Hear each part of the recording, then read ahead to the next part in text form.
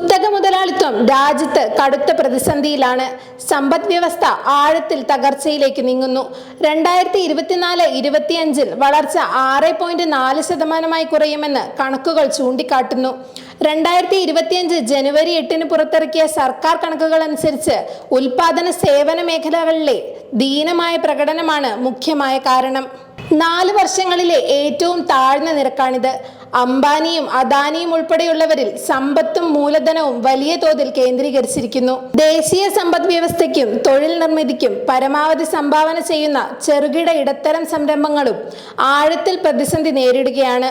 Banking മേഖലയിൽ വ്യാവസായിക മൂലധനത്തിന്റെ ലയനം സംഭവിക്കുന്ന ധനകാര്യ മൂലധനത്തിന്റെ ഇടമായി രാജ്യം മാറിയതാണ് ഇത്തരം സാഹചര്യങ്ങൾക്ക് വഴിയൊരുക്കിയത്.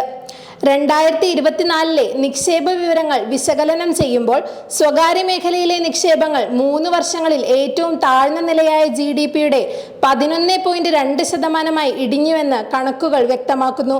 കോവിഡിന് മുമ്പുള്ള ശരാശരിയായ 11.8% കുറവാണിത്.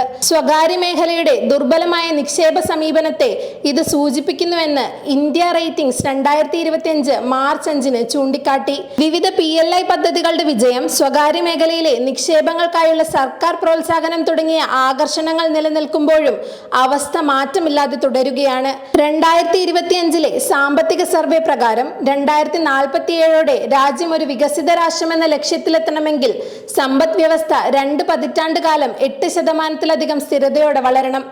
ഇതിനായി 35%-എങ്കിലും നിക്ഷേപ നിരക്ക് അനിവാര്യമാണ്. പക്ഷേ താരിഫ് യുദ്ധങ്ങളിൽ നിന്നുടലെടുക്കുന്ന പുതിയ ഭൗമരാഷ്ട്രീയ ദുർഘടാവസ്ഥകൾ കണക്കിലെടുക്കുമ്പോൾ ഇതിനുള്ള സാധ്യത കടുത്ത വെല്ലുവിളി നിറഞ്ഞതാണ് താനും. പദ്ധതികൾ നടപ്പിലാക്കുന്നതിൽ നേരിടുന്ന ബുദ്ധിമുട്ടുകൾ, ബാങ്കുകളുടെ നിഷ്ക്രിയ ആസ്തികളുടെ ഉയർന്ന തോത്, ദുർബലമായ ആഭ്യന്തര വിദേശ ആവശ്യകത എന്നിങ്ങനെ വിവിധങ്ങളായ കാരണങ്ങളാൽ 2016-2020 കാലയളവിൽ നിക്ഷേപ നിരക്ക് 29.9% കുറഞ്ഞു. മഹാമാരി മൂലം പിന്നീട് ഇത് 2 ദശാബ്ദക്കാലത്തെ ഏറ്റവും താഴ്ന്ന നിരക്കായ 27.5% വീണ്ടും ഇടിഞ്ഞു. മഹാമാരിക്ക് ശേഷമുള്ള 2022-23 സാമ്പത്തിക വർഷത്തിൽ നിക്ഷേപങ്ങൾ മെച്ചപ്പെട്ടെങ്കിലും 2024 സാമ്പത്തിക വർഷത്തിൽ 32% താഴ്ന്നു. 2024 സാമ്പത്തിക വർഷത്തിൽ മൊത്തത്തിലുള്ള നിക്ഷേപ നിരക്കിലെ മാന്ദ്യത്തിന് കാരണം സേവന മേഖലയിലെയും വ്യാവസായിക രംഗങ്ങളിലെയും ഇടിവാണെന്ന് വ്യക്തമാണ്. സേവന മേഖലയിലേക്കുള്ള നിക്ഷേപം 19.3% താഴ്ന്നപ്പോൾ വ്യാവസായിക മേഖലയിൽ ഇത് 10.1% കുറഞ്ഞു. ഈ മേഖലകളിലെ നിക്ഷേപ നിരക്ക് 2024 സാമ്പത്തിക വർഷത്തിൽ യഥാക്രമം 4.3%, 6.7% നിരക്കുകളിൽ നിന്നും 3.1, 6.2% കുറഞ്ഞു. കുടുംബങ്ങൾ, സർക്കാർ, പൊതു സ്വകാര്യ മേഖല എന്നിവയുടെ മൊത്ത മൂലധന രൂപീകരണത്തിന്റെ വിശദമായ കണക്കുകൾ ദേശീയ സ്റ്റാറ്റിസ്റ്റിക്കൽ ഓഫീസ് ചൂണ്ടിക്കാട്ടുന്നുമുണ്ട്.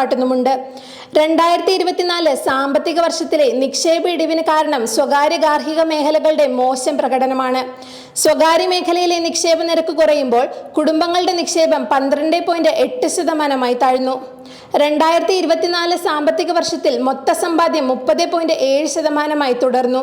2021 സാമ്പത്തിക വർഷത്തിൽ 22.7%-ലെത്തിയ കുടുംബങ്ങളുടെ സമ്പാദ്യ നിരക്ക് 2024 7 വർഷത്തെ ഏറ്റവും താഴ്ന്ന നിരക്കായ 18.1% ഇടിയുകയും വീണ്ടും കുറയുന്ന പ്രവണത നിലനിൽക്കുകയും ചെയ്യുന്നു. പോയ 17 വർഷങ്ങളിലെ ഏറ്റവും ഉയർന്ന സാമ്പത്തിക ബാധ്യതകളുടെ നിരക്കായ 6.2% ഗാർഹിക സാമ്പത്തികത്തെ മന്ദഗതിയിലാക്കുന്ന മറ്റൊരു ഘടകം. പഠനങ്ങൾ പ്രകാരം ഇത്തരം താഴ്ചകളുടെ പ്രവണത 2025 തുടരുമെന്നും സ്വകാര്യ മേഖലയിലെ നിക്ഷേപങ്ങൾ GDP-യുടെ 11%-ൽ താഴേക്ക് വീഴാൻ സാധ്യതയുണ്ടെന്നും ചൂണ്ടിക്കാട്ടുന്നു. 2025 സാമ്പത്തിക വർഷത്തിൽ മൊത്തം നിക്ഷേപ നിരക്ക് 31.1% കുറയുമെന്നാണ് കണക്കുകൾ. 2024 ഇന്ത്യയിലെ സ്വകാര്യ മേഖലയിലെ മൂലധന ചെലവിലെ ഇടിവ്, സ്വകാര്യ മേഖലയിലെ നിക്ഷേപകർക്കിടയിലെ ദുർബലമായ നിക്ഷേപ താൽപര്യങ്ങൾ എന്നിവ ഇത്തരം ഇടിവിന് ഗണ്യമായ സംഭാവന നൽകിയെന്ന് വിലയിരുത്തുന്നു. ഈ മേഖലകളിലെ മന്ദഗതിയിലുള്ള പ്രകടനം സ്വകാര്യ മേഖലയിലെ നിക്ഷേപത്തെ പുനരുജ്ജീവിപ്പിക്കുന്നതിൽ വെല്ലുവിളികൾക്ക് കാരണമാകുന്നു. രാജ്യത്തിന്റെ ദീർഘകാല സാമ്പത്തിക അഭിലാഷങ്ങളെ പിന്തുണയ്ക്കുന്നതിന് പൊതു സ്വകാര്യ മേഖലയിലുടനീളം നിക്ഷേപ സമ്പാദ്യ നിരക്കുകൾ വർദ്ധിപ്പിക്കുന്നതിന് നയപരമായ ഇടപെടലുകളുടെ സംയോജനം അനിവാര്യമാണ്.